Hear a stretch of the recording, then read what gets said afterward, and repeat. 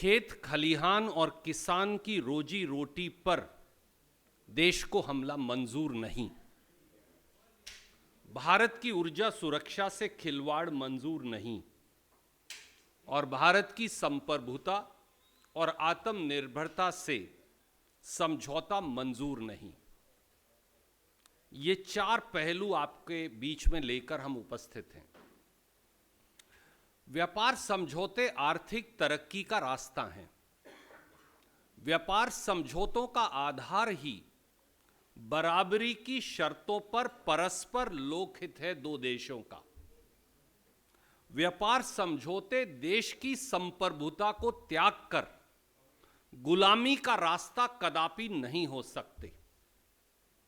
व्यापार समझौतों की आड़ में देशहित और लोकहित दोनों की बलि नहीं दी जा सकती। अंग्रेज से भी हम इसी वजह से लड़े थे।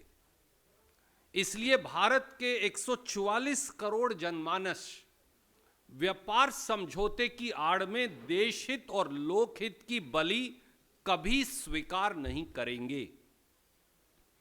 अमेरिका भारत व्यापार समझौते में मोदी सरकार ने किसानों व खेत खलिहान के हितों की बलि दे डाली। भारत की ऊर्जा सुरक्षा से सरेआम खिलवाड़ किया। भारत की डिजिटल स्वायत्तता व डेटा प्रिवेसी पर गंभीर सवाल खड़े कर दिए। भारतीय हितों की रक्षा में मजबूती से खड़े होने की बजाय एक मजबूर सरकार ने भारत की संप्रभुता और आत्मनिर्भरता पर समझौता कर लिया। लोग पूछ रहे हैं, मजबूत सरकार या मजबूर सरकार, आत्मनिर्भर भारत या अमेरिका निर्भर भारत? ये सवाल लोग पूछ रहे हैं। मोदी सरकार द्वारा भारतीय हितों की तिलांजलि देने के कुछ पहलू लेकर हम आपके बीच में हैं और मैं केवल 3 पक्षों की आपसे चर्चा करूंगा। खेती, ऊर्जा सुरक्षा और ओवरऑल जो व्यापार की शर्त है। खेत खलिहान और किसान से विश्वासघात। भारत के कृषि बाजार में अमेरिका के खेती और खाद्य उत्पादों का निःशुल्क आयात किसानों की रोजी रोटी पर सीधे हमला है। अमेरिका भारत व्यापार समझौते के तहत 6 फरवरी 2026 के फ्रेमवर्क इंटरिम एग्रीमेंट में पहले बिंदु में ही यह सहमति जताई है कि भारत बगैर किसी इंपोर्ट ड्यूटी या आयात शुल्क के अमेरिका के खाद्य और कृषि उत्पाद के लिए अपना बाजार खोल देगा। अब इसके इंपैक्ट्स क्या हैं, मैं एक एक करके आपको वो बताऊंगा। सबसे पहला शब्द जो वहां लिखा है वो लिखा है ड्राइड डिस्टिल्ड ग्रेन, DDG। वो भारत में आयात होगा। यह असल में क्या है? प्रोसेस्ड मक्का है। ड्राई डिस्टिल्ड ग्रेन प्रोसेस्ड मक्का है। भारत में आज 4 करोड़ 30 लाख मीट्रिक टन मक्का पैदा होता है। यह कहां पैदा होगा? कर्नाटक, मध्य प्रदेश, महाराष्ट्र, राजस्थान, उत्तर प्रदेश, बिहार, तेलंगाना, गुजरात, कुछ पोर्शंस ऑफ हरियाणा और पंजाब, यानी लगभग आधे से अधिक भारत में। तो इसके विपरीत भारत में 4 करोड़ 30 लाख मीट्रिक टन सालाना मक्का हम पैदा करते हैं। हम अपनी जरूरत का सारा मक्का पैदा करते हैं।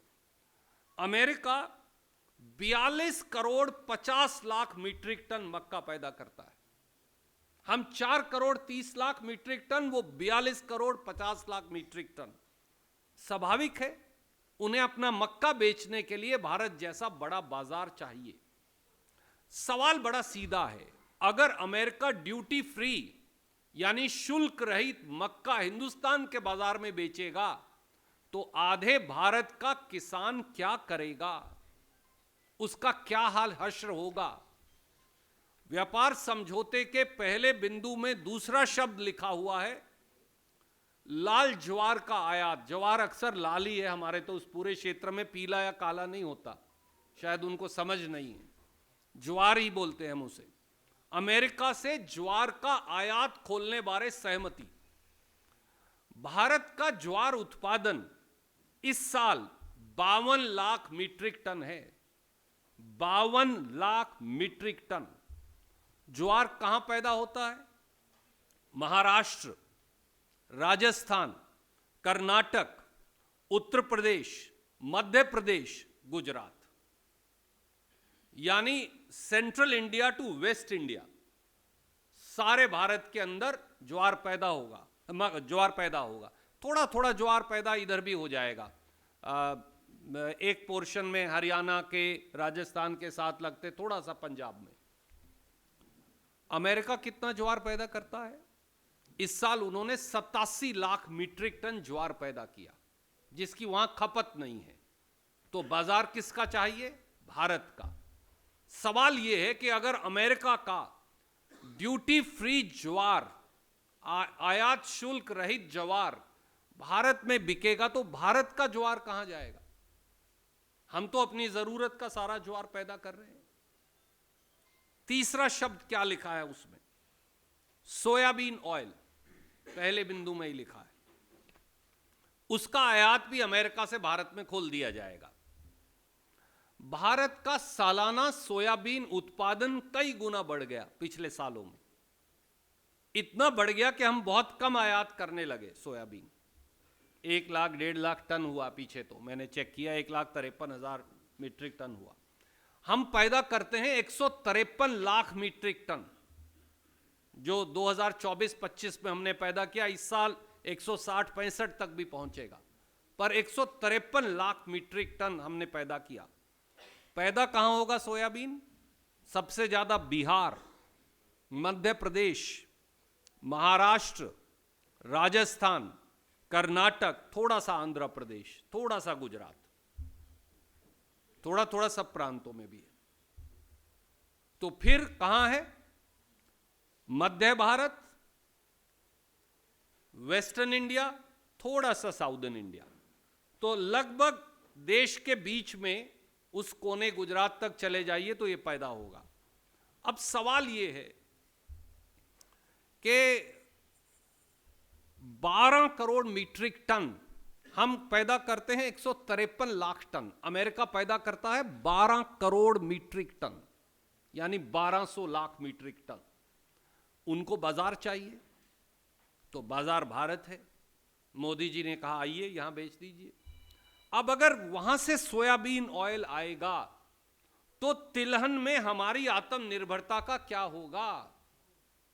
बिहार का किसान कहां जाए? मध्य प्रदेश जहां सबसे, और महाराष्ट्र, मध्य प्रदेश में आप ग्वालियर से शुरू कर दीजिए और आप विदर्भ के सारे हिस्से तक चले जाइए, केवल और केवल सोयाबीन मिलेगा। मैं ये आपकी जानकारी के लिए, पत्रकार, दिल्ली के पत्रकार मित्रों के लिए बता रहा हूं। तो देश के बिल्कुल भूभागीय, केंद्रीय भूभागीय भूखंड में केवल सोयाबीन होगा। कहां जाएंगे? क्या करेगा वो किसान? चौथा, जो इसमें लिखा नहीं, इसके अंदर ये शब्द लिखा नहीं है जो मैं बताने जा रहा हूं, पर हमारे वाणिज्य मंत्री जी ने बयान देकर कहा कि हम ऐसा करेंगे। वो क्या है? हिंदुस्तान में गेहूं और धान के साथ दूसरी और तीसरी सबसे बड़ी फसल है कपास, कॉटन। व्यापार समझौते का एक सबसे बड़ा प्रतिकूल प्रभाव कॉटन, कपास पर पड़ेगा, क्योंकि 9 फरवरी 2026 को, यानी कुछ दिन पहले, अमेरिका ने एक व्यापार समझौता बांग्लादेश से भी किया। वो ये है, और इस व्यापार समझौते में उन्होंने लिखा कि बांग्लादेश जो कपास का आयात, क्योंकि अमेरिका बहुत बड़ा कपास उत्पादक है, जो कपास का आयात करेगा बांग्लादेश में अमेरिका से, और फिर उसका कपड़ा बनाकर और वस्त्र बनाकर अमेरिका भेजेगा, उस पर 0% शुल्क लगेगा। इसका सीधा प्रतिकूल प्रभाव किस पर पड़ता है? हम पर। क्योंकि भारत सबसे बड़ा कपड़ा उत्पादक है, धागा उत्पादक है, वस्त्र उत्पादक है। सबसे ज्यादा स्पिंडल कैपेसिटी चाइना के साथ दुनिया में, अगर स्पिंडल्स आप समझते हैं, बुनाई की जो मशीनें हैं, धागा बनाने की, कपड़ा बनाने की, जो सबसे ज्यादा स्पिंडल कैपेसिटी दुनिया में है, चाइना के अलावा वो हिंदुस्तान के पास है। सबसे ज्यादा रोजगार भी अगर कोई पैदा करता है तो वो टेक्सटाइल उद्योग करता है। ये 3 बातें याद रखना जरूरी है इस देश के लिए। कपास हम सबसे ज्यादा मात्रा में पैदा करते हैं, स्पिंडल कैपेसिटी दुनिया में सबसे अधिक है और हम सबसे बड़े निर्यातक भी हैं हिंदुस्तान की खपत के साथ साथ।